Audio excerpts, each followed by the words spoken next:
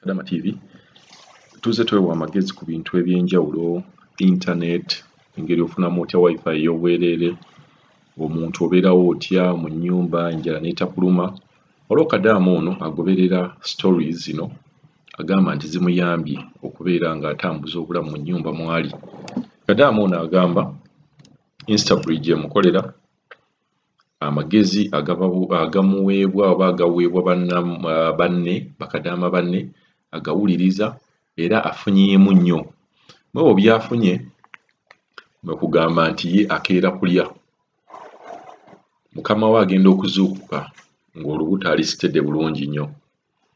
N'agamba bino bifruits abitambuliza mu baketi paka mu kisenge kye. Ye agamba buli ekimusala mu maaso kyalya. Amagezi nga bwe nabagamba nti buli bw'owulira story Kadaama gy'ayogera gezangako okubeera ng'olina ky'opiikingamu. Kuba mu ebyo ebintu by'ayogera mubeeramu at least akatono akakukwatako. Kati ozimbanga akatono akakukwatako n'obeera nga naawe oyongerezaako amagezi okusinziira mu kiyumba, kuba nze oyinza okuŋŋamba nti nfunenga ebyokulya naye ng'ate effumbiro balisiba ekitatera kusangika. Nawe ŋŋambira bakadaama bonna nti Kadaama yenna tokkirizanga okufiira enjala mu nnyumba y'Omuwarabu. Gezangako okubeera ng'ofuna obuntu obw'okulya obutonotono. Kuba mulaba vidiyo omwana n'agamba mmaze wiiki n'amba nga sirya, ng'abantu abo basobola okubeera nga bafulumamu. Gezangako okubeera ng'okola ki, ng'ofuna ekyokulya. Kasobola tuwulize Kadaama ono naye engeri gy'atambuzaamu n'engeri gy'akozesaamu amagezi agamuweebwa banne bakadaama bawuliriza. Halo nyabo. Mukama waffe yeebazibwe. Mr. Kadaama TV twala omukisa guno okwebaza ne bonna b'okola nabo nti mwebale nnyo, mwebalire ddala okutuweereza, mwebale kubikkulirwa kututeerawo omukutu guno ogw'eddoboozi ly'abakadaama.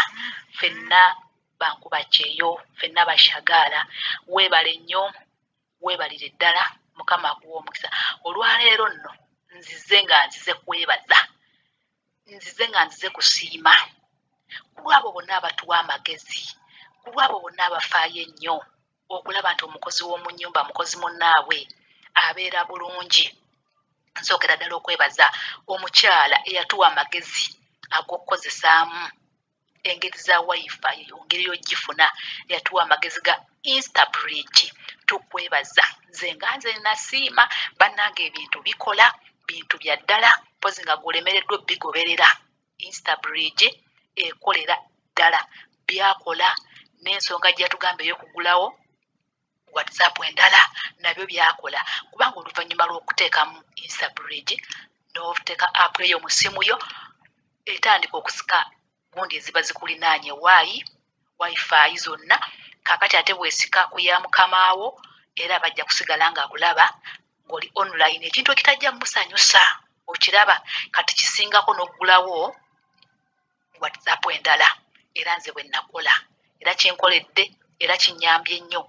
Bannange tukwebaza omukyala n'abalala bonna bajja baddamu bannaabwe. Bannange mwebale nnyo, mwebalire ddala. Era neebaza neyatuwa amagezi ku nsonga y'ebyokulya. Bannange nze nali bubi mu Kadaama, embeera nga mbi mu nsonga y'ebyokulya, ng'ate sina nawe ntandikira nga nze nankalaakalanye. Olinda we banaakuweera ekyokumakya tebakufaako, ye afa kimu ku kyamisana, ekyeggulu tebakufaako, ate sifumba. Tinaaba nfumba n'embirya, nze nkiriininga bukiriininzi ogw'okufumba gugwe. Kaakati mu nsonga efaanaganako bw'eti omukyala yatugamba wano nti gwe bwe bukya nnyo nga waakazuukuka weefumitemu ekikopo ky'amata, ate bw'anaazuukuka anaakikuggyamu.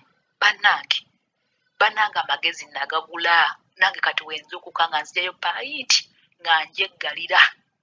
Bw'eba ennemye nga nyweddeko ekikopo kimu nga ngiteeka mu fridge. Okiraba, ngiteeka mu fridge lwaki?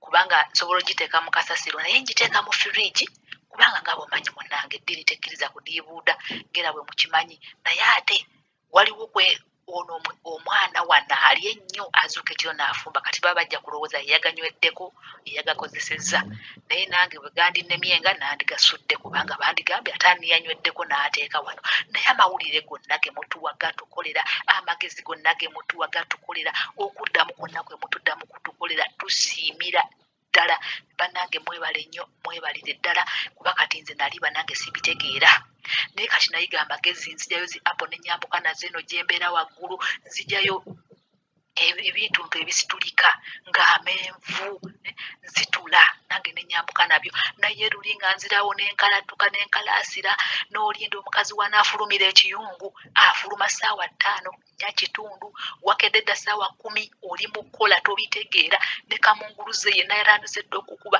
waafulumira ekiyungu okiyingira ofune ebyokulya nga gw'oli bubi ne kati nange bwenkeera nga nsiigayo oba mugaati oba kubusi nga njeteekamu oba nywereddeko mazzi nga ntandika kukola kati olulala nga nnywa mata bwentyo bwenze nkigattawo naye amagezi nagajja kuno ku Kadaama TV banange twebeereremu era kati neebeereramu nze neebeereramu kati naye amagezi nagajja kuno luli nali ntya nga ntiira ddala naye nange nsembayo n'okuwa amagezi eri abo abali awali kamerazi tomanyi kuzibaza wenna oli awo kati naawe ng'olinda kye bakuwa nga nze bwe nalinga nkola nalinga nninda kye balimpa ku ssaawa 8-9 bwe baliira ekyemisana kati ate nze wakati awo nga sinnafuna magezi gano ga kwambuka na byakulya nyambuka mu byakulya mu kabaketi ke nyambukizaamu obuno fesitawulo oba mu kiyungu obw'okwoza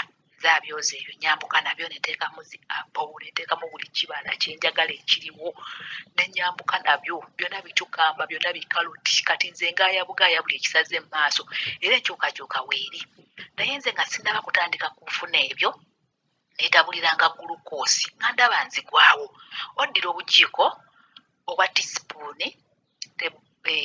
tisipuuni obujiiko bwa sukaali bubeera 6 ak'omunnyo kamu n'obitabula mu mazzi amafumba agawoze mu bikopo 2 n'onywako mukwano omubiri ne gusobola okubeera nga gugenda mu maaso weetabulire ddaloozi tewali agenda zikuwa tewali agenda zikufunira gwe wekka zeetabulire oba amazzi eno tulina mazzi ga macupa tulina mazzi ga mugundi eno teri byakufumba mazzi gali already malungi okiraba kati gwe weetabulire ddaloozi nga gwewo kamera mpitirivu zituuka ne mu binaabiro bye gy'onaabira nze gye nkukusiza ebyokulya byange mu kinaabiro kyange okiraba kati gwe kamera bwe ziba zikulaba mpaka ku mulyango gw'ekinaabiro nga buli wamu tolinawo dda kozesa amagezi ago weetabulire ddaloozi omubiri guleme okukalako buli lunaku tabulayo ddaloozi obujiiko bwa sukaali bubeera 6 ak'omunnyo kabeera kamu obujiiko obutini obwedda bwe mumanyi obwa abaana eddagala si kino ekya supu